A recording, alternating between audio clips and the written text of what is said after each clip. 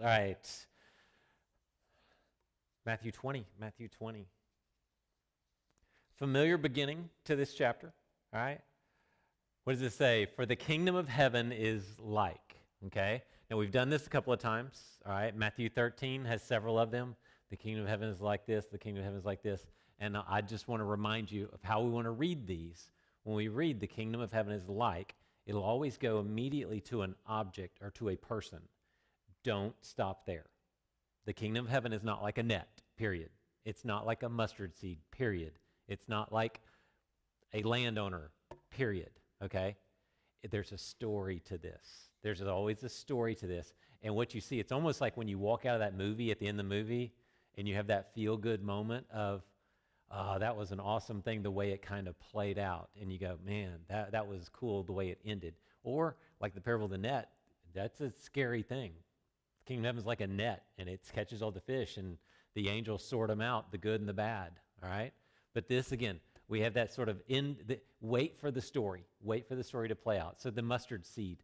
What's the ending of the story of the mustard seed? The kingdom of heaven is like a mustard seed. It is the smallest, but yet it's planted. It grows up. And then what? What's the punchline? What's the storyline? The birds come and live in its branches. So the kingdom of heaven is like this thing that it creates peace, creates this animals can dwell in the trees. That's the kingdom of heaven is like, okay? So when it starts off, for the kingdom of heaven is like a landowner, all right? Oikos despotes, all right? House, lord of the house. Why is someone calling me? Go away, person that's trying to sell me Obamacare insurance. All right. For the kingdom of heaven is like a landowner, the lord of the house, the master of the house, who went out early in the morning. Okay? What's early in the morning to you? 5? 11. What's that? Before the sun comes up. Okay. This is the word, it's essentially translated as dawn sometimes. So 6 is kind of, 6 to 6:30 is when I kind of roll out quietly, get outside, get some sunlight in your eyes, because that's what you're supposed to do first thing in the morning. All right? Do a little study, do a little exercise. Then Ashley wakes up. So that's our rhythm at our house. So I creep around the house in the morning. So, all right? But early in the morning, like I said, it was akin to dawn.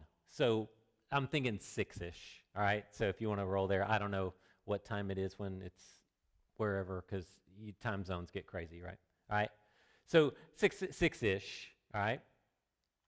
And in biblical language, does it say 6 in the morning, 6 o'clock in the Greek? No, it's going to say what? Do you remember what terminology it uses? The first hour, or the third hour, or the 8th hour, okay, whatever it would be. Okay, so we're translating those things. So, and you always start from 6 o'clock, okay? So, he goes out early in the morning to do what? To hire, all right, to hire workers into his vineyard, okay? Do we have a place around here where you get the day laborers? I don't know. I've never seen anybody.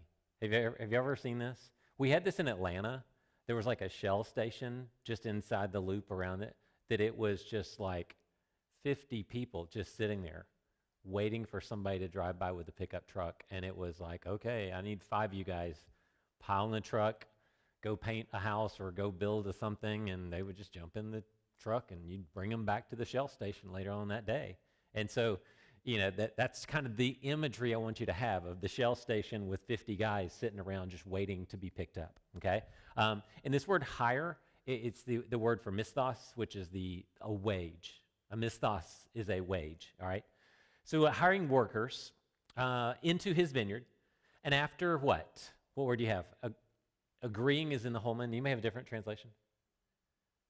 Okay? Agreeing. It's literally the word symphony. All right? Sim would be same. Phonos would be sound. We're speaking the same sound. So do you see where we get the word agreeing here? Okay? So they agreed this. They're speaking the same sound. All right? This is why a symphony is playing the same music. Okay? You see how that word kind of comes into play. So after agreeing with the workers, on 1 denarius for the day, okay? He sent them into his vineyard. Now, do you go the end? That's what the kingdom of heaven is like? The guy gets a day labor, puts him in the field, and says, let's agree to 1 denarius. Does anybody get the warm fuzzies off this? No, clearly it's not the end of the story. There's more to the story. Now, a denarius, that would be essentially 1 day's wage. You've probably heard that before, okay? Just a traditional kind of thing you could provide for yourself adequately, not great, but adequately for 1 denarius, okay? So nothing fancy there, all right? 3, so he went out about 9 in the morning, which would make it the what?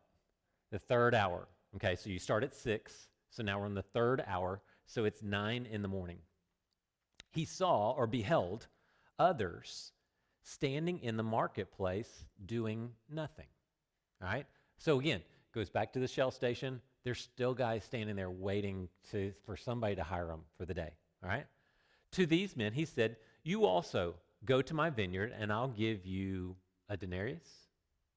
No, what is he saying I will give you? What's the text say? Whatever might be right, okay? The word right here is the word dikaios, which means righteous, all right? I'll give you a righteous wage, okay? So when we look at this and we consider what does the word righteous therefore mean, it means something that's fair, that is right, that is just, okay? So when we talk about the righteousness of God, seek first the kingdom and his righteousness, it means what is fair and just. I will give you what is fair and just. And so off they went, all right? So they agreed to this wage. Now, what was this wage? What was right and fair? What did the guys at 6 a.m. get? 1 denarius, all right? So now we've got a guy 3 hours later, or a couple of guys 3 hours later, okay? And the wage is whatever might be right, okay? That's all they know. 5, about noon, which would make it which hour? So good, y'all are going to figure this out, all right? And at 3, okay? Now, you started working at 6, somebody else started working at 9, another group comes in at noon, and now we've got a group coming in at 3. He went out again and did the same thing. Now, the same thing being, what was the agreed wage? Whatever is right, whatever is just, whatever is fair, okay? Whatever is dikaios, that word, all right? Then about 5, which is which hour? 11th hour, okay? Now, again, you've been working since 6, another group since 9, another group 12, another 3. And at 5 o'clock, shortly after 5 o'clock, now everybody's going to shut it down at sundown, okay? At 6, essentially, all right? And you have to pay, according to Deuteronomy 24, you have to pay your workers before the sun sets, okay? So imagine you're sitting there and you've been working all day long and a group of guys shows up at 5 and starts working and works for like maybe a half hour, okay? So then about 5, or about the 11th hour, he went out and found others standing around. Now here's an interesting conversation. He says to them, why have you been standing here all day or the whole day doing nothing? So you pull up to the Shell station, there's still guys sitting there. You go, and how do you translate the tone here? Why have you been standing here all day doing nothing? Accusatory, isn't it? Is anybody else curious? Hey, just curious, why you been standing here all day? No, he knows exactly why. Because they're the same guys that were there at 6 a.m., 9, 12, 3. And he goes, why have you been standing here the whole day, the whole lost day? All right? And what's their answer? No one hired us. No one was willing to give us the misthos, the wage. All right? Now, and when you think about that, here's what I want you to, this is a really cool point you need to understand. In the story of the prodigal, when the prodigal comes home, he doesn't say, God or Father, make me a slave that resides within your house. He says, make me a misthos, one of these guys. I'll sit out at the the mailbox each morning, and if you need to hire me, I'll be waiting to work for you. You see how he doesn't even value himself as a slave within the house. He says, I'll just be a guy if you need me. I'll be at the end of the driveway. Doesn't that, I hope that sort of pops that story just a little bit, because I think we all kind of go, oh, he just was coming back and he would be taken care of. No, he wouldn't, unless there was extra work that day. That's who he is. He's one of these guys, okay? Because no one hired us, they said. You also go into my vineyard, he told them. Now, when evening came, now again, we guess this around 6 p.m., all right, when the sun goes down, all right, the 12th hour, all right? The owner of the vineyard told his foreman, call the workers, give them their pay, starting with the last and ending with the first. Why? What happens when the first guys come up? He hands them the denarius. What do? They walk away and never see how much the guys who showed up at 5 got. So what's Jesus doing with this parable that he kind of inflicts onto the dynamics of the story? He wants someone to know what's going on here, the dynamics of the kingdom of heaven. Okay, you see this? So Jesus tells the parable in a way that illuminates the point of the parable by having the master do what? Pay the last guys first. So that what happens in the story? What happens to the audience? And it happens in the story as well. You see this? See, so what happens in the story, everybody goes, they got a denarius. Wow. And the audience does what? Whoa, they've only worked for an hour, and they got a denarius. And so everybody's thinking, what is going to happen to the rest of the guys? Okay, keep that thought in mind. All right, Jesus is such a brilliant storyteller. That's why I love to point this out. 9, when those who were hired at 5 came, they each received 1 denarius. So when the first ones came, they what? Assumed is in the text. What else? Supposed. What? Thought. Okay. Now, this is an interesting use of this word. It's the word nomizo. Nomos is law. Nomizo makes it a verb. So it's according to the law. So in their mind, they're thinking don't think law like Trey enforces the law, okay? Think, well, here is the axiom. This is if they got this for working this much, then theoretically I should get this for working this much. Do you see the law kind of component of this, the nomos? Okay, so they're thinking scale. Maybe that's a good word to say it. All right, they're thinking the scale is, well, if they got all this, look at what I'm going to get. So when it says they assumed, it says they sort of inflicted a scale onto this that was true. No. All right, so they're assuming. That's why I like the way the Holman translates assume, because you know what happens when you assume. All right, they assumed they would get more, pleon, multiplied, all right? But they also received a denarius each. When they received it, they began to what? Gonguzmos, all right? It's such an ugly word for such an ugly behavior. When you complain, you are doing what? Gonguzmos, all right? Throw that at a kid sometime. Quit gonguzmosing me, okay? It's just an ugly word and for an ugly thing. There's actually a thing in the office. This is no gonguzmos allowed. Somebody made it. I think Bruce Phillips made it and laminated the thing. I'm like, well, if you laminate it, it's all over. You're not allowed to do that around here, okay? And again, when has God ever gone, oh, look at them worship in their complaining? No, it's always contrary to worship. It's always, God always punishes the complainer, okay? So they began to complain to the landowner, the house master. These last men put in 1 hour, and you made them equal. Isosceles triangle has what? 2 equal sides, right, Megan? All right, thank you. All right, so that you made them equal to us who bore the burden of the day and the burning heat. So you hear the complaint. Now, look carefully at 13. He replied to what? One of them. Who do you think he's singling out here? The one who's doing what? Complaining the loudest, all right? And so it kind of just nails this one guy. He doesn't say to all of them he hired at 6 a.m. or 9, 12, 3, whatever. He singles out one of them and he calls him what? Friend. Now, I don't know if you've ever been in a tense moment, a tense situation, and you kind of sarcastically called this person friend. So I'm on the phone yesterday. Trish comes in the office. She goes, some guy says he's got some questions, some religious questions. You okay taking this phone call? And I'm like, these are always interesting. You never know what you're going to get. So I thought, you know what? I'm ahead of everything. I'll go ahead and take the call. I'm on the phone. This guy talks to me, small talk, for about 2 or 3 minutes. And then for the next hour, I'm sitting there watching the clock on the phone. Did not stop talking.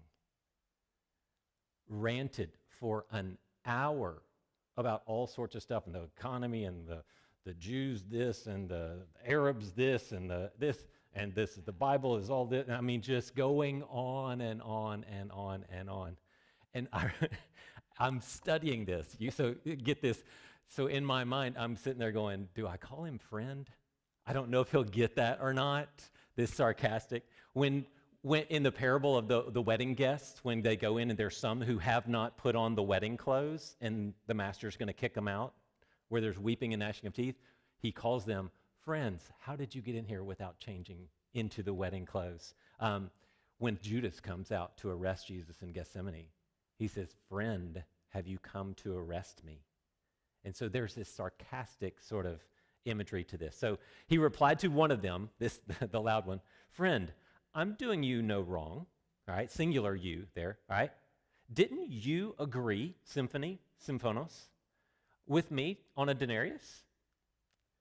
And at this point, what is this guy doing? Oh, man, he's got me. He's got me, all right? He knows he's busted. Take what's yours and go. I want to give this last man. Now, that's interesting. Now, he doesn't say he only hired one man at 5 o'clock, all right? He hired some. You can see it in the text, all right? He found others standing there. But if I wanted to give this last man, pointing to this one, all right, the same as I gave you, I want to do that. Now, do you see what's coming, the kingdom of heaven that's coming, the story, all right? Because this man who stood there all day long waiting for someone to hire him gets a denarius. That's the point of the story. The criticism is what? And yet you complain that this guy got a denarius. You agreed to this, all right? I want to give this last man the same as I gave you. That's the kingdom of heaven. Don't I have the right, and now put these words in your understanding of God, don't I, God, have the right to do what I want with that which is mine, is the literal translation, all right? With that which is mine. Are you jealous because I'm generous? It literally says, do you have an evil eye? Ophthalmos poneros. Do you have an evil eye that you look at me is evil because I'm good? Agathos, literally. That I'm agathos, good. All right? So the last will be first. The last to be hired will be the first to be paid. And the first to be hired will be the last to be paid. All right? Now, they throw that phrase in. I put a little commentary into there, but we don't know exactly what he means by that. All right? Now, that's the kingdom of heaven. That even the last who come into the vineyard still get the same blessing as everybody else. One doesn't get more than the other. Now, we church folks need to hear that loud and clear. All right? Because especially people like me who literally was born in the church practically, all right? Been on church staff for 55 years now, all right? I need to hear that because the person that comes in deathbed conversion gets the same thing I get. And I should be ecstatic that he gets the same thing I get. But yet, who's he pointing at here? What kind of person would complain about the generosity, the goodness, the agathos, the righteous payment that he decided to give to him? Now, was it fair? No. It wasn't. But is that defining righteous? No. I mean, you could be unfair and to be harsh and unjust towards someone. That would make it. But what is the righteous payment for the guy who worked, even just this 1 hour? It's what's in the eyes of the Lord. It's what's in the eyes of literally the eyes of the Lord of the vineyard. And he says, I want to give him the full wage. Don't be jealous of this. Don't be jealous of my goodness. Now, who is this story pointing to in the Gospels? That's who is the antagonist here. That's the villain in the story. That's the complainer in the story. But who's the last man? It's louder. Be specific. There's one person that this jumps off the page to me. The thief on the cross. Imagine this. John even sitting there at the foot of the cross. The thief right there. They get the same thing. John's been walking with him for 3 years doing all this stuff, but yet the thief on the cross gets the exact same thing. I wonder if that clicked with John. I wonder if John figured this out when he witnessed the thief on the cross converting right there. So, again, do you see the story, the beautiful romantic story of the kingdom of heaven? The kingdom of heaven is like the guy who stood at the Shell station all day long, wishing, hoping, dreading going home without anything, and yet God gets him in the last minute. And still he gets the same reward as any and all of us. The question is, will we complain about it or will we rejoice in that? All right? Should define whether or not you're actually going to be there. All right? 17, you ready? Good. I like that, the kingdom of heaven story. While going up to Jerusalem. Now, why do you go up to Jerusalem? You always go up to Jerusalem. All right? That doesn't mean you're down in the south and you're going up north to Jerusalem. No, Jerusalem's on a hill, so you always go up to Jerusalem. So if you ever see that, if you ever want to know why. Jesus took the 12 disciples aside privately, all right, idios, to themselves, and said to them on the way or in the road, all right, they're walking on the road. Listen, we're going up to Jerusalem. Why? Why are they going up to Jerusalem? What is in their thinking? Why are they going up to Jerusalem in this moment?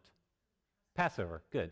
It's just Passover. That's what their understanding is. So they're going up to Jerusalem. The Son of Man will be handed over by whom? Think about this. Who's standing on the road? Judas. I'm going up and I'm going to be handed over. All right? Literally, it's the word betrayed. Paradidomi. I'm going to be betrayed, to be given over, all right, to the chief priests and scribes, and they will condemn him based on what? False evidence? Is that when they say, we got him? When is Jesus condemned? When he speaks. When he literally commits blasphemy on the witness stand. Don't ever lose that. Because what could Jesus have done? He could have remained silent. He absolutely could have remained silent and done what? Walked right out the door. Because why? What's happening with the 2 or 3 agreeing? They couldn't find anybody. It was driving them crazy. So in a last-ditch effort, Caiaphas just said, tell us, are you the Messiah? Are you the Son of God? And I think Jesus takes a deep breath. He goes, yes, I am. And then he threatens them, and you will see the Son of Man coming on the clouds of heaven. Again, that's a threat, okay? So he will be condemned based on what? The fact that he's going to commit blasphemy right there on the witness stand when he could have walked away. Condemned him to death, verse 19. Then they will hand him over, betray him over to the Gentiles, okay? Translation, who? Who's the Gentile they'll hand him over to? Pilate, Romans, okay? To be mocked. How? How is Jesus mocked? And this word is literally the word for play, to taunt someone, to play with someone, to tease. All right, if you think playground setting, you tease the kid on the playground. How? How did they tease Jesus? The robe, the crown, the staff, hail, King of the Jews, all this stuff, all this, all right? To be mocked, to be flogged, all right? And people like to throw in there, well, it was the cat of nine tails and it had bone and glass and all this stuff, and go, we don't know that. We have evidence that that was a manner in which the Romans did flog people. People also throw in that it was 39 lashes. That was Jewish law. That wasn't Roman law. Romans could do whatever they wanted to you, okay? So just those things, I don't want those things to get locked into your head. I want you to be able to go, wait a second. That's not absolutely true, all right, but it could be, all right? And crucified, not stoned. Now, why was he crucified and not stoned? Because the Jewish law said, what did you do to a person who blasphemed? Crucify him? No, you stone them. Stone them to death, okay? But Jesus, the prophecy said Jesus would be what? Crucified. Jesus said, I will be crucified. Now, there's cryptic language, especially in Zechariah. We will pierce his hands and feet, okay? So there's that imagery in there. When these things are written, though, crucifixion was very rare. You go to Psalm 22, my God, why have you forsaken me? The first line of Psalm 22, all right? That was 1,000 years before Christ. There was no crucifixion. There's no understanding. We have no historical record beyond that, okay? But he wasn't stoned. He was crucified, okay? And here's the interesting thing. In 28, probably 5 years before this happens, the ability of the Jewish people to actually carry out capital punishment was taken away by the Romans and said, you have to come to us and get permission to carry out capital punishment. So just in the nick of time for Jesus to be put on trial, coincidence? That is taken away 5 years before Jesus is condemned to die, to be crucified, okay? Now, that's where their hearing stopped, right? Because how many of them heard, and he will be resurrected on the third day? Which I always ask the question, how many people were there waiting at the tomb on the third day going, all right, come on. No, all right. No, no one. In fact, the only reason the women were there were to do what? To prepare him for burial, all right? To finish the job that they were rushed to do on that Friday. So, all right. 20. Gotta love mom. Then the mother of Zebedee's sons. Who are Zebedee's sons? James and John. Good. James and John. Approached him with her sons. This has just got to be embarrassing for James and John. I'm like, imagine mom like holding your hand. Imagine Ashley walking up with Court and Caden to Jesus, and they're like, Mom, quit. There's the other 10 guys are watching. Come on. But at the same time, they're kind of with this, all right?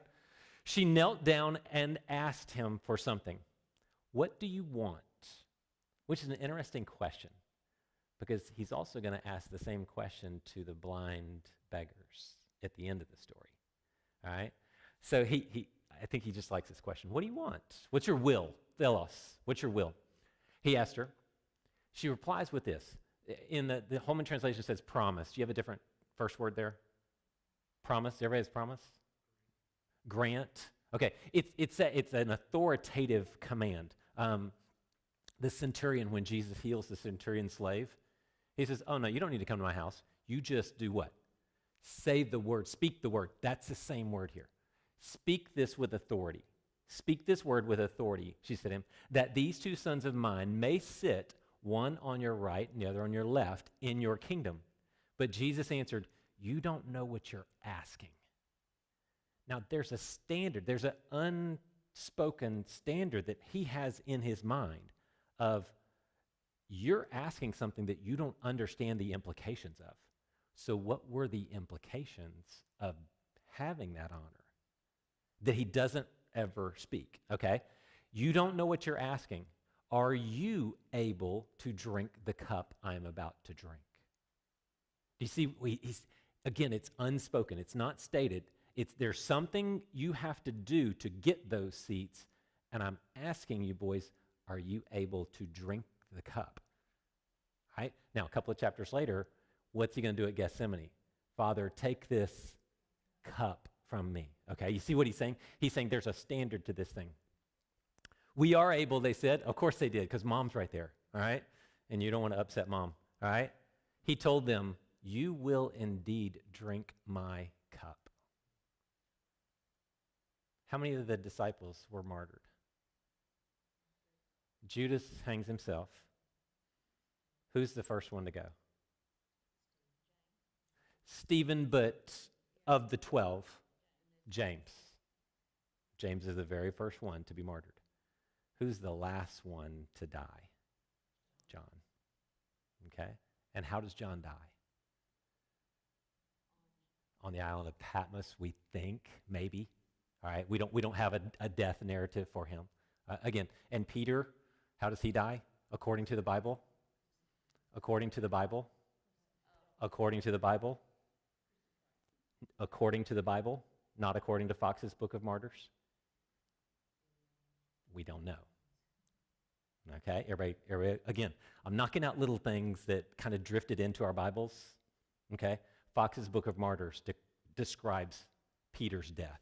Now, Jesus does say, you will be killed in a manner that you will be dragged to your death.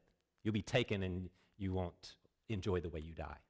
All right, so, but Fox's Book of Martyrs puts the upside down crucifixion together, not the Bible. Everybody cool with that? Cool. All right. You will indeed drink my cup. And I think Jesus is saying, you're going to be martyred first, and you're going to be martyred last, or you're going to die of old age wishing you had died when James died. It's going to be a painful, tortuous death.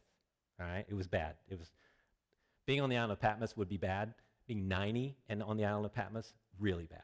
Okay? Just not a place you want to go. All right? But to sit at my right and my left is not mine to give. Instead, it belongs to those for whom it has been prepared by my Father. All right? So what's he done with the mom's request? Thanks for asking. It's not for me to give you this. That's Dad. That's my dad's job. He's got the place settings and all that stuff. All right? Okay. 24. When the 10 disciples heard this, how do you think that's going to go over?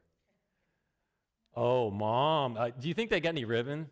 I mean, yeah. Oh, you're going to send your mom to get this. Yeah. But they heard this. They became indignant. This is how Jesus reacts when they are trying to keep the kids away from him. All right?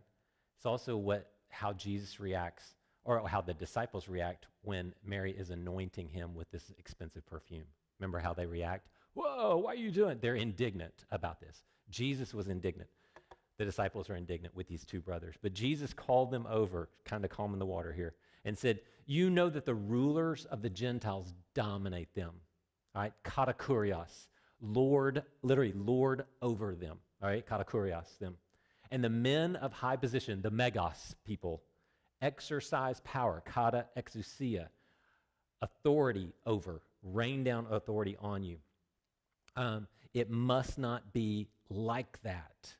It must not be so. It must not be so among you. On the contrary, whoever wants to be great among you must be your servant, your diakonos.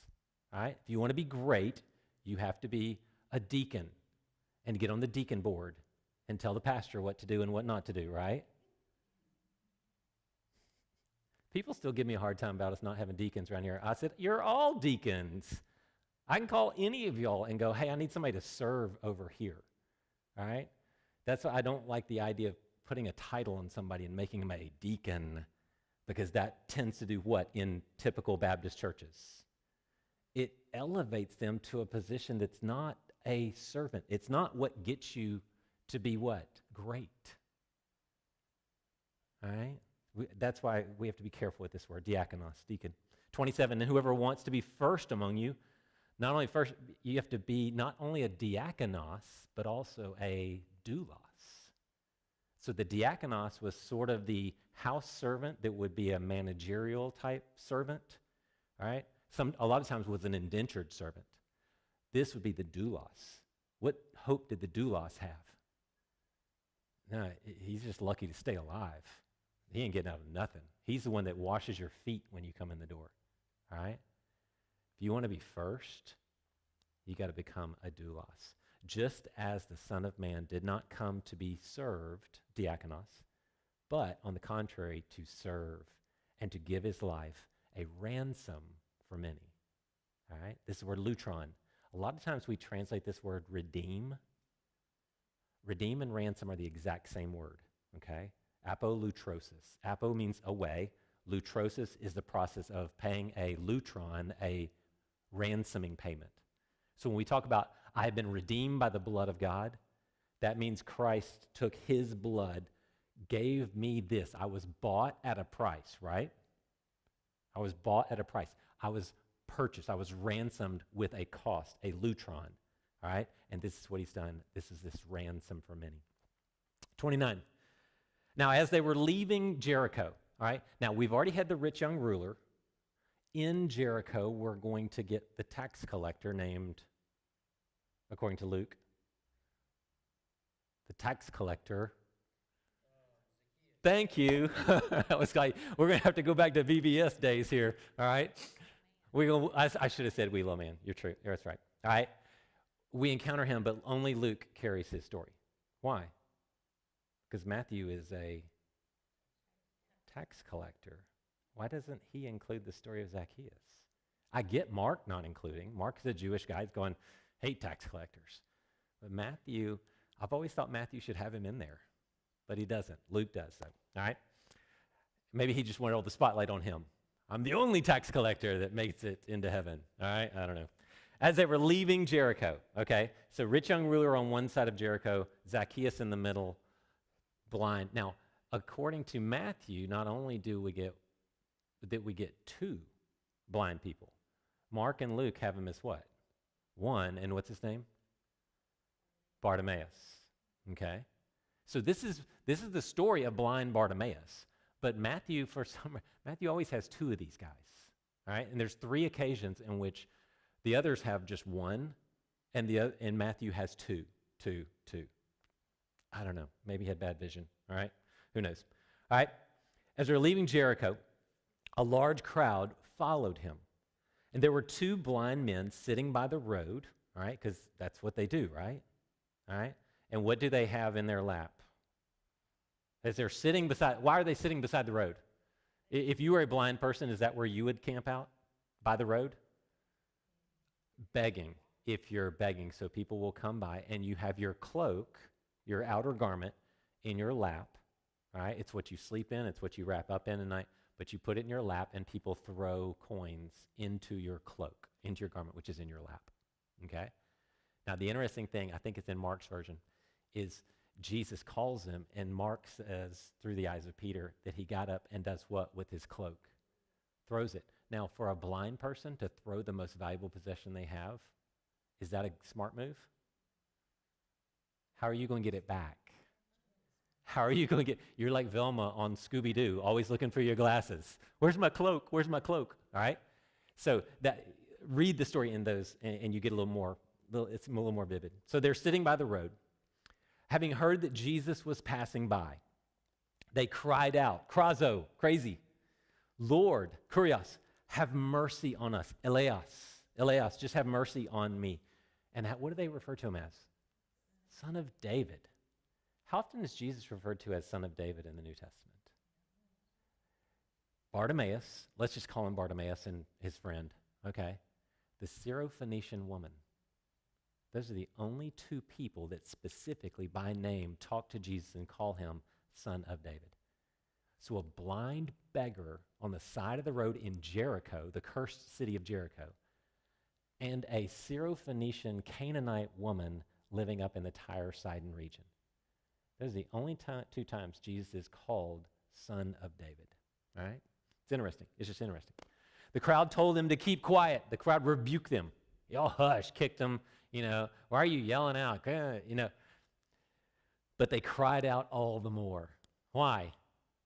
Because they heard Jesus was coming by. They know he is the Son of David. How they know, I don't know. But they ain't going to stop because this is their one shot. And what do? They ask, have mercy on us, have mercy on us. Why don't they say specifically, heal our blindness, heal our blindness? All right, we'll get there, all right? 32, you should underline this in your Bible. Maybe just memorize this first 2 words in this. Jesus stopped. Some of y'all just need to stop right there. That could be your devotional for like the next month. When they cried out, Jesus stopped.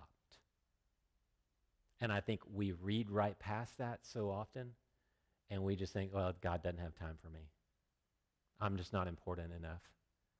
2 blind beggars on the side of the road in Jericho. Jesus on his way to die on a cross, and 2 blind beggars yell, have mercy on us, and Jesus does what?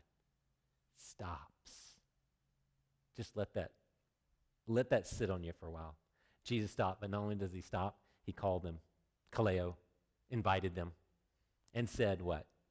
What do you want me to do for you? Now, who else did he ask that? Mama Zebedee, all right? What do you want me to do for you? Now, the tone to Mama, what do you think it was? What do you want me to do for you? All right? I know you have an agenda here. You got the mama grizzly going on here, and you got your 2 boys in tow, and you're coming to me asking something. What do you want? What do you want? Nah. Why does he ask 2 blind beggars what they want? Now, I get if Mama Zebedee walks up with her 2 sons, and Jesus is like, what could she possibly want? When 2 blind beggars yell out, have mercy on me, son of David, do you need to ask them? Do you need to ask them this question? What do you want me to do for you? That seems like a duh statement right there, doesn't it? I mean, is anybody out there going, I wonder if they want to sit on the right and the left in the kingdom. I wonder if they want to have superhuman speed, strength, or something. No, it's like, duh, Jesus. They want to see. Why does Jesus ask them specifically, what do you want? He is teaching the crowd. What's he doing with the blind people, though? He's making them articulate their desire. Have you ever been put in a situation where you have to articulate your desire and you realize as it's coming out of your mouth, you're asking something stupid like, can my boys sit on the right and the left? Because you had to say it out loud. But what about when you just are honest and sincere and you just say, I want to see. This is why I teach the kids a lot this, and I encourage this with all of you. Be honest with God. Be selfish with God. Now, I always say, throw the caveat in there, go, God, I'm just being selfish here, but I think your Father wants to hear that. I want to hear that from my kids. I want to hear what their heart is. I don't want them to come in with guarded requests and guarded things. And, well, Dad, you've lost weight. I see this, and you know what? I would really appreciate this, and if it's not too big of it. No, just tell me. Tell me what you want. And they just give me, Dad, I want a brand new Jeep. And I'm like, I do too. Now go away. All right? No, but what have I done? I've heard their request. I've heard their heart in this moment. And I think when you pray, you don't need to be guarded and secretive and sort of cryptic and, trying to manipulate God into fulfilling your request. Exactly. He knows. Just be honest. And I think he wants these guys to say out loud what they want. Because I think sometimes it's a purifying process. Because when you're praying and God goes, no, what do you really want? I really want $1 million so I can save the world. Yeah. When you're saying it, you're going, yeah, no. I think God just wants us to verbalize these things. All right? That's why I like that part of the story. All right? 33. Lord, they said to him. Kurios, they said to him, open our eyes. 34. Moved with compassion. Splagnizomai, one of my favorite Greek words. Splagnizomai. We get our word spleen from this, okay? So when you say this, he was moved with compassion, he's engaging his spleen, all right? His guts, his innards, all right? He hurts in there. Yeah, Kelsey? Pity. It's the same idea, but again, it's this word, and we see this a lot in the Gospels, that Jesus is moved with compassion, and almost always it's the idea of splagnizomai, that there's something in his gut. All right, if you go to the shelter, the dog shelter, and you see the dogs and they're like, oh, please adopt me, and you just ache. Oh, I ache for this person. Or if somebody hurts themselves, or you see somebody make a really dumb mistake and you go, oh, I hurt for this person. My stomach just hurts for this. That's this word, splagnizomai. Okay, again, it's one of my favorite words. Because Jesus does this all the time. And I love the fact that God, my God in the flesh, hurts for me sometimes, especially when I'm stupid and I make bad decisions. And he looks at me and he goes, oh, bless his heart. And he hurts inside, all right? Moved with compassion, Jesus touched their eyes. That's kind of creepy, but hopefully they'll close or something, all right? Immediately they could see, and they followed him. Where? Look at the next verse in 21:1. What does it say? Read it out loud. Why'd they approach Jerusalem? For the triumphal entry. See, they were literally a week away. They get their sight, and what do they see 6 days later? The cross. Is that a mixed blessing? They followed him. It doesn't say they followed him for the day, or followed him for an hour or two. They followed him. This is the exact same word that the disciples, they followed Jesus. And imagine receiving your sight, following this guy around for a week and seeing him crucified. You ever wonder if they thought, I wish I didn't have my sight. I wish I didn't have to witness that torture. Just an interesting dynamic. Just put that together. When you study the Bible, study it in these ways. They followed him, and the next day is the triumphal entry. And the next day is teaching the temple. The next day, he's talking the Olivet Discourse. The next day, he's at the Last Supper. The next day, he's on trial and crucified. It's a very difficult week to see for the first time. All right? Jump in the story. That's why you gotta jump in the story to read it real well. All right? Any questions? Good deal. Okay, triumphal entry next week. So, all right, we'll jump on this. All right, let me pray for us. Father, thank you so much for just letting us kind of hear this beautiful story of what the kingdom of heaven is like. Father, I pray that if there's anything in us that has any jealousy or evil eye to your goodness, Father, cleanse that of us. Cleanse that out of us. Father, I pray that we would be able to rejoice with those who are rejoicing in their salvation, irrespective of when, where, all that good stuff. Father, may we just find joy because you find joy in that. Father, I thank you for the story of these blind men. I pray that we would be honest with you when we pray, that we would be selfish, that we would be open, that our hearts would be open to you, and that we would truly be sincere people when we ask for things. Thank you so much, Father, for each of these disciples you brought out here tonight. I pray that you would bless them for the time they spent here, reward them back for that, just with more of your word. And I pray all this in Jesus' name. Amen.